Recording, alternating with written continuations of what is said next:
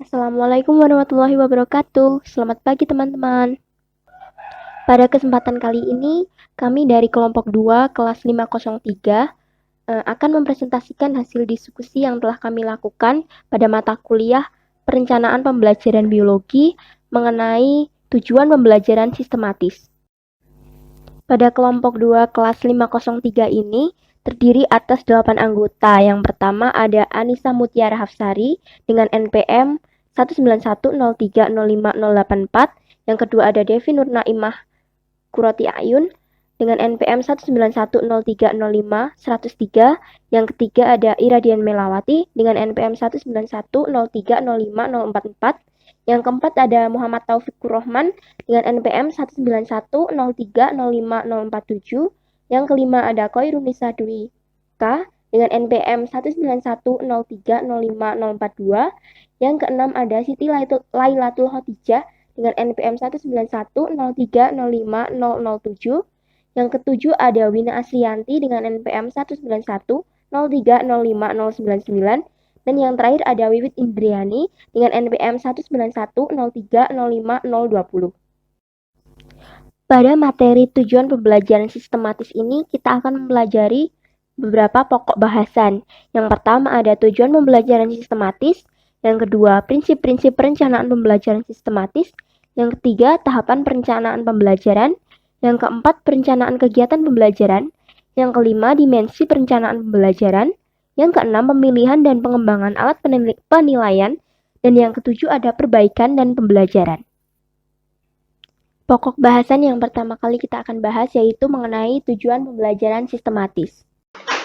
Dapat kita ketahui bahwa perencanaan pembelajaran sangat penting karena seseorang guru, sejenius apapun, memiliki keterbatasan.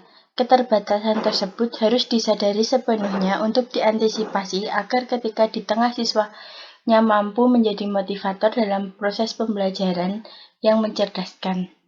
Pembelajaran sistematik adalah suatu pendekatan yang menggunakan suatu susunan konsep-konsep melalui sistem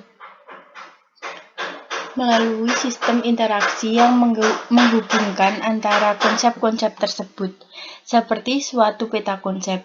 Pendekatan pembelajaran sistematis ini akan mendorong siswa untuk berpikir secara komprehensif dan konstruktif. Siswa akan menjalani suatu proses pembelajaran yang bermakna atau meaningful learning. Hal ini disebabkan siswa akan menjalani suatu proses yang menuntut mereka dapat menghubungkan pengetahuan yang telah mereka miliki dengan pengetahuan baru yang diberikan. Tujuan pembelajaran sistematis merupakan sasaran atau target yang akan dicapai dalam suatu pembelajaran.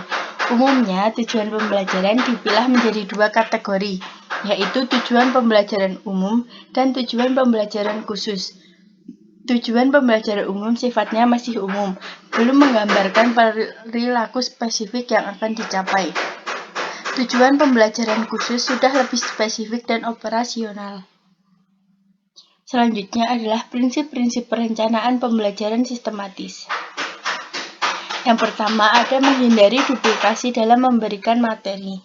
Dengan menyajikan materi pelajaran yang benar-benar relevan dengan kompetensi yang ingin dicapai, dapat dihindari terjadinya duplikasi dan pemberian materi pelajaran yang terlalu banyak. Yang kedua ada mengupayakan konsistensi kompetensi yang ingin dicapai dalam mengajarkan suatu mata pelajaran. Dengan kompetensi yang telah ditentukan secara tertulis, siapapun yang mengajarkan mata pelajaran tertentu tidak akan bergeser atau menyimpang dari kompetensi dan materi yang telah ditentukan. Ketiga ada meningkatkan pembelajaran sesuai dengan kebutuhan, kecepatan, dan kesempurnaan peserta didik. Keempat ada membantu mempermudah pelaksanaan akreditasi. Pelaksanaan akreditasi akan lebih mudah dengan menggunakan tolak ukur standar kompetensi. Yang kelima ada memperbaharui sistem evaluasi dan laporan hasil belajar peserta didik. Dalam pembelajaran berbasis kompetensi, keberhasilan peserta didik diukur dan dilaporkan berdasarkan pencapaian kompetensi atau subkompetensi tertentu, bukan didasarkan atas perbandingan dengan hasil belajar peserta didik yang lain. Yang keenam, ada memperjelas komunikasi dengan peserta didik tentang tugas, kegiatan, atau pengalaman belajar yang harus dilakukan dan cara yang digunakan untuk menentukan keberhasilan belajarnya. Yang ketujuh, ada meningkatkan akuntabilitas publik. Kompetensi yang telah disusun, divalidasikan, dan dikomunikasikan kepada publik sehingga dapat digunakan untuk mempertanggungjawabkan kegiatan pembelajaran kepada publik. Yang ke-8 adalah memperbaiki sistem sertifikasi. Dengan perumusan kompetensi yang lebih spesifik dan terperinci, sekolah atau madrasah dapat mengeluarkan sertifikat atau transkrip yang menyatakan jenis dan spek kompetensi yang dicapai. Nah, yang selanjutnya yaitu tahapan perencanaan pembelajaran. Untuk tahapan ini ada 14 tahapan perencanaan pembelajaran, yaitu yang pertama ada identifikasi tugas-tugas, yaitu kegiatan merencanakan suatu program pembelajaran harus dimulai dari identifikasi tugas-tugas yang menjadi tuntutan suatu pekerjaan. Yang kedua ada analisis tugas, yaitu tugas-tugas yang telah ditetapkan secara dimensional dijabarkan menjadi seperangkat tugas yang lebih terperinci. Yang ketiga ada penetapan kemampuan, yaitu langkah ini sejalan dengan langkah yang ditetapkan sebelumnya. Setiap kemampuan hendaknya didasarkan pada kriteria kognitif, afektif, dan performance, serta produk dan eksploratoris. Yang keempat ada spesifikasi pengetahuan, keterampilan, dan sikap. Yang kelima ada identifikasi kebutuhan pembelajaran, yaitu tahapan merupakan analisis kebutuhan pembelajaran, yaitu artinya jenis-jenis pembelajaran yang sewajarnya disediakan dalam rangka mengembangkan kemampuan-kemampuan yang telah ditetapkan seperti kegiatan belajar teoretik dan praktek. Yang keenam ada perumusan tujuan, yaitu tujuan-tujuan program atau tujuan pembelajaran ini masih bersifat umum, sebagai tujuan kurikuler dan tujuan instruksional. Yang ketujuh ada kriteria keberhasilan program. Yang kedelapan ada organisasi sumber-sumber belajar. Yang kesembilan ada pemilihan strategi pembelajaran, yaitu analisis pada langkah ini adalah penentuan strategi dan metode yang akan digunakan untuk mencapai tujuan kemampuan yang diharapkan. Yang ke-10 ada uji lapangan program, yaitu uji coba program yang telah didesain dimaksudkan untuk melihat kemungkinan keterlaksanaannya. Yang ke-11 ada pengukuran ireliabilitas program. Yang ke-12 ada perbaikan dan penyesuaian program, yaitu langkah merupakan tindak lanjut serta dilaksanakannya uji coba dan pengukuran. Yang ke-13 ada pelaksanaan program. Dan yang terakhir ada monitoring program, yaitu sepanjang pelaksanaan program perlu diadakan monitoring secara terus dan berkala untuk menghimpun informasi tentang pelaksanaan program tersebut. Yang selanjutnya yaitu perencanaan kegiatan pembelajaran.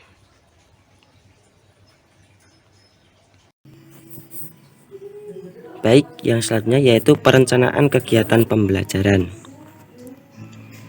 Perencanaan proses pembelajaran meliputi silabus dan rencana pelaksanaan pembelajaran atau RPP, yang isinya memuat identitas mata pelajaran, standar kompetensi, kompetensi dasar, indikator pencapaian kompetensi, tujuan pembelajaran, materi ajar, alokasi waktu, metode pembelajaran, kegiatan pembelajaran, penilaian hasil belajar, dan sumber belajar. Nah, untuk RPP ini disusun untuk setiap KD yang dapat dilaksanakan dalam 1 kali pertemuan atau lebih. Guru merancang penggalan RPP untuk setiap pertemuan yang disesuaikan dengan jadwal di satuan pendidikan.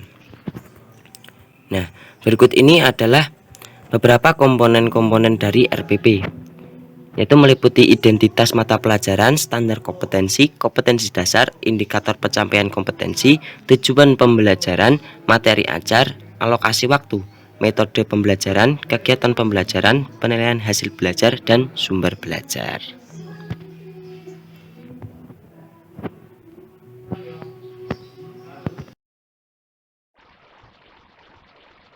Selanjutnya adalah dimensi perencanaan pembelajaran.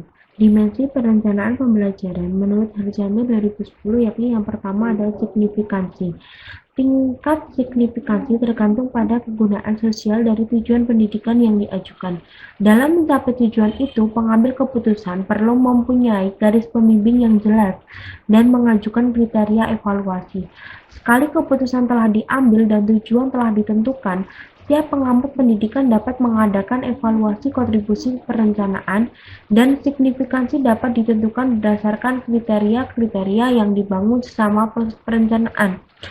Kedua, feasibilitas. Maksudnya perlu dipertimbangkan feasibilitas perencanaan pengajaran. Salah satu faktor penentu adalah otoritas politikal yang memadai. Sebab dengan itu feasibilitas teknik dan estimasi biaya serta aspek-aspek lainnya dapat dibuat dalam pertimbangan yang realistik. Yang ketiga, relevansi. Konsep ini berkaitan dengan jaminan bahwa perencanaan pengajaran memungkinkan penyelesaian persoalan secara lebih spesifik pada waktu yang tepat agar dapat dicapai tujuan spesifik secara optimal. Yang keempat, kepastian. Diakui bahwa tidak semua hal-hal yang sifatnya kebetulan dapat dimasukkan dalam perencanaan pengajaran. Namun perlu diupayakan agar sebanyak mungkin hal-hal tersebut dimasukkan dalam pertimbangan. Perencanaan teknik atau metode simulasi sangat menolong mengantisipasi hal-hal tersebut. Konsep kepastian meminimumkan atau mengurangi kejadian-kejadian yang tidak terduga. Yang kelima, ketelitian. Prinsip utama yang perlu diperhatikan ialah agar perencanaan pembelajaran disusun dalam bentuk yang sederhana, serta perlu diperhatikan secara sensitif kaitan-kaitan yang terjadi antara berbagai komponen. Dalam penerapan prinsip ini berarti diperlukan waktu yang lebih banyak dalam menggali beberapa alternatif, sehingga perencanaan dan pengambilan keputusan dapat mempertimbangkan alternatif mana yang paling efisien. Yang keenam, adaptabilitas. Diakui bahwa perencanaan pembelajaran bersifat dinamik, sehingga perlu senantiasa mencari informasi sebagai umpan balik atau balikan. Kalau perencanaan pembelajaran sudah lengkap, penyimpangan-penyimpangan sudah semakin berkurang dan aktivitas-aktivitas spesifik dapat ditentukan. Penggunaan berbagai proses memungkinkan perencanaan pembelajaran yang fleksibel atau adaptabel dapat dirancang untuk menghindari hal-hal yang tidak diharapkan. Yang ketujuh, waktu. Faktor-faktor yang berkaitan dengan waktu cukup banyak. Selain keterlibatan perencanaan dalam memprediksi masa depan, juga validasi dan reliabilitas analisis yang dipakai, serta kapan untuk menilai kebutuhan kependidikan masa kini dalam kaitannya dengan masa mendatang. Yang terakhir, monitoring atau pemantauan.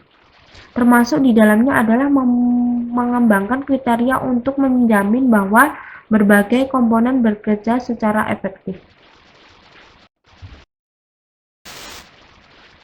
Selanjutnya, berdasarkan asumsi prinsip-prinsip yang harus dijadikan dasar dalam merancang pembelajaran adalah bahwa perencanaan tersebut harus memenuhi beberapa unsur. Yang pertama, ilmiah, yaitu keseluruhan materi yang dikembangkan atau dirancang oleh guru termasuk kegiatan yang menjadi muatan dalam silabus dan rencana pelaksanaan dan pembelajaran harus benar dan dapat dipertanggungjawabkan secara keilmuan. Yang kedua, relevan, yaitu bahwa setiap materi memiliki ruang lingkup atau cakupan dan sistematikanya atau urutan penyajiannya. Yang ketiga, sistematis, yaitu unsur perencanaan baik untuk perencanaan jenis silabus maupun perencanaan untuk rencana pelaksanaan pembelajaran. Antara unsur yang satu dengan unsur yang lainnya harus saling terkait, mempengaruhi, menentukan, dan suatu kesatuan yang utuh untuk mencapai tujuan atau kompetensi. Yang keempat, konsisten, yaitu adanya hubungan yang konsisten antara kompetensi dasar, indikator, materi pokok, pengalaman belajar, sumber belajar, dan sistem penilaian. Yang kelima, memadai, yaitu cakupan indikator, materi pokok, pengalaman, sumber belajar, dan sistem penilaian cukup untuk menunjang pencapaian kompetensi dasar. Keenam, aktual dan kontekstual, yaitu cakupan indikator, materi pokok, pengalaman belajar, sumber belajar, dan sistem penilaian memperhatikan perkembangan ilmu, teknologi, dan seni mutakhir dalam kehidupan nyata dan peristiwa yang terjadi. Yang ketujuh, fleksibel, yaitu keseluruhan komponen silabus maupun rencana pelaksanaan pembelajaran harus dapat mengakomodasi keanekaragaman peserta pendidik, serta dinamika perubahan yang terjadi yang di sekolah dan tuntutan masyarakat. Yang terakhir yaitu menyeluruh, yaitu komponen silabus rencana pelaksanaan pembelajaran harus mencakup keseluruhan ranah kompetensi, yaitu kognitif, afektif, dan psikomotorik. Selanjutnya adalah syarat-syarat kegiatan perencanaan. Menurut Umar Hamalik 1980, kegiatan perencanaan yang baik harus memenuhi beberapa syarat, yaitu yang pertama, rencana adalah alat untuk memudahkan mencapai tujuan. Yang kedua, rencana harus dibuat oleh para pengelola atau guru yang benar-benar memahami tujuan pendidikan dan tujuan organisasi pembelajaran. Yang ketiga, rencana yang baik jika guru yang membuat rencana itu memahami dan memiliki keterampilan yang mendalam tentang membuat rencana. Yang keempat, rencana harus dibuat secara terperinci. Yang kelima, rencana yang baik jika berkaitan dengan pemikiran dalam rangka pelaksanaannya. Keenam, rencana yang dibuat oleh guru harus bersifat sederhana. Yang ketujuh, rencana yang dibuat tidak boleh terlalu ketat, tetapi harus fleksibel atau luas. Yang kedelapan, dalam rencana, khususnya rencana jangka panjang, perlu diperhatikan terjadinya pengambilan risiko. Yang kesembilan, rencana yang dibuat jangan terlalu ideal atau ambisius, sebaliknya lebih praktis-pragmatis. Yang ke-10, yaitu sebaiknya rencana yang dibuat oleh guru juga memiliki jangkauan yang lebih jauh, dapat diramalkan keadaan yang mungkin terjadi. Yang selanjutnya ada langkah-langkah yang harus ditempuh dalam membuat perencanaan pembelajaran adalah sebagai berikut. Yang pertama, menuliskan identitas mata pelajaran yang berisi mata pelajaran, pokok bahasan atau subbab bahasan, kelas, semester, waktu, dan lain sebagainya sesuai kebutuhan. Yang kedua, menuliskan standar kompetensi, kompetensi dasar, dan indikator. Yang ketiga, materi pembelajaran, yaitu mengembangkan materi yang harus diajarkan untuk mencapai indikator yang telah ditetapkan. Yang keempat, ada kegiatan pembelajaran, yaitu merumuskan kegiatan-kegiatan atas pengalaman pembelajaran yang akan dilakukan oleh guru dan siswa dalam melakukan proses pembelajaran untuk mencapai tujuan yang telah ditetapkan. Yang kelima, ada menentukan alat, media, dan sumber rujukan, yaitu menentukan alat atau media pembelajaran yang akan digunakan untuk mendukung terjadinya proses pembelajaran secara efektif dan efisien. Yang selanjutnya ada pemilihan dan pengembangan alat penilaian. Yang pertama ada pemilihan alat-alat penelitian. Grunlund 1985 mengemukakan bahwa penilaian adalah suatu proses yang sistematis dari pengumpulan, analisis, dan interpretasi informasi atau data untuk menentukan sejauh mana siswa telah mencapai tujuan pembelajaran. Alat-alat yang dipilih untuk penilaian mempengaruhi kesuksesan proses pengumpulan data. Ukuran yang tidak akurat menghasilkan informasi yang tidak bermanfaat dan mungkin membahayakan. Alat-alat yang tidak tepat, bahkan meskipun hasilnya akurat, akan gagal untuk memberikan jenis informasi yang diperlukan untuk membantu pengambilan keputusan pendidikan. Kritikan tentang praktik penilaian dalam layanan pendidikan, khusus pada zaman dahulu, terpusat pada penggunaan alat-alat penilaian yang tidak tepat, terutama penyalahgunaan tes kecerdasan, tes standar dengan siswa yang dengan berbagai latar belakang budaya dan bahasan. Kriteria untuk pemilihan alat-alat penilaian. Tujuan dari Undang-Undang Pendidikan Khusus yang penting yaitu Undang-Undang Pendidikan untuk Semua Anak Cacat tahun 1975 adalah pembentukan serangkaian prosedur untuk melindungi dari praktik penilaian dan penempatan yang tidak tepat. Untuk kriteria dari pemilihan alat-alat penilaian sendiri ada beberapa poin. Yang pertama, pedoman hukum untuk penilaian. Yang kedua, penilaian tidak diskriminasi. Yang ketiga, penilaian terfokus kepada kebutuhan pendidikan. Yang keempat, penilaian bersifat menyeluruh. Yang kelima, alat penilaian secara teknis sudah cukup dan diberikan oleh profesional yang terlatih. Yang keenam, hak-hak siswa berkebutuhan khusus dan orang tuanya dilindungi selama penilaian. Lalu yang ketujuh, pedoman profesional. Yang selanjutnya adalah pengembangan alat penilaian. Penetapan alat teknik penilaian yang akan digunakan tergantung dari indikator yang akan dicapai. Untuk itu, teknik penilaian tergantung dari kelompok mata pelajaran dan ranah yang akan dicapai. Yang tidak boleh ditinggalkan adalah perlunya penggunaan prinsip-prinsip penilaian. Yang pertama, penilaian hasil belajar masing-masing kelompok mata pelajaran. Untuk kelompok mata pelajaran agama, akhlak mulia, dan kewarganegaraan bisa dilakukan dengan pengamatan terhadap perubahan perilaku dan sikap untuk perkembangan afeksi. Kemudian bisa dengan ujian, ulangan, atau penugasan untuk mengukur aspek kognitif. Lalu kelompok mata pelajaran ilmu pengetahuan dan teknologi diukur melalui ulangan, penugasan, dan atau bentuk lain yang sesuai dengan karakteristik materi yang dinilai. Kemudian kelompok mata pelajaran estetika dilakukan melalui pengamatan terhadap perubahan perilaku dan sikap untuk menilai perkembangan afeksi dan ekspresi psikomotor peserta didik.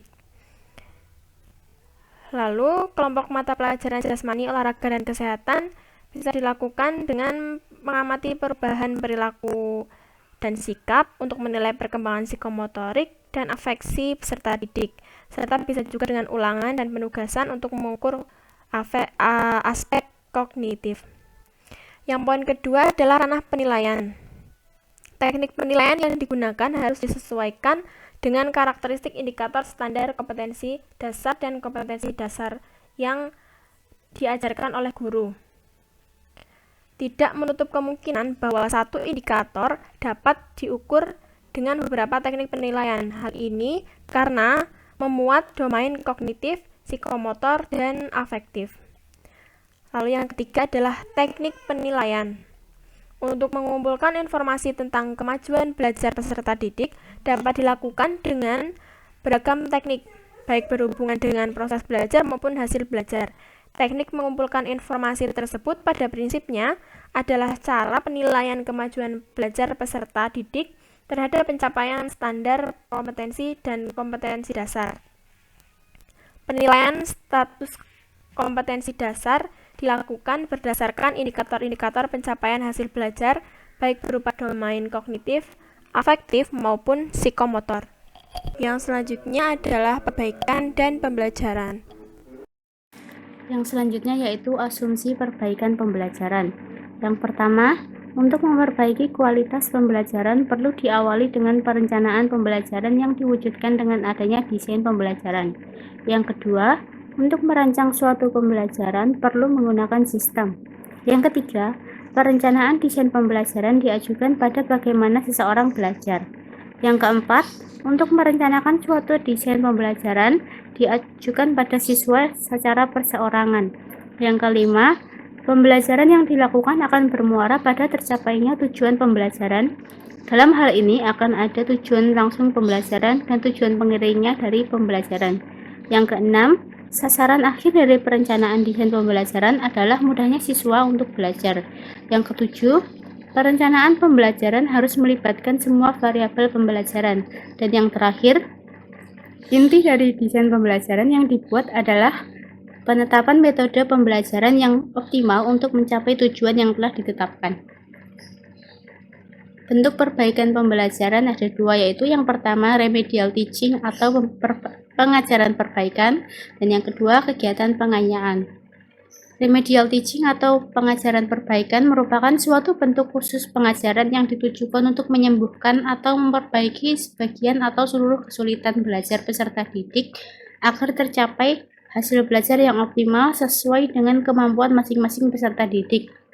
Sedangkan kegiatan pengayaan adalah kegiatan yang diberikan kepada siswa kelompok cepat agar mereka dapat mengembangkan potensinya secara optimal dengan memanfaatkan sisa waktu yang dimiliki. Sekian presentasi dari kelompok kami, kurang lebihnya mohon maaf. Wassalamualaikum warahmatullahi wabarakatuh.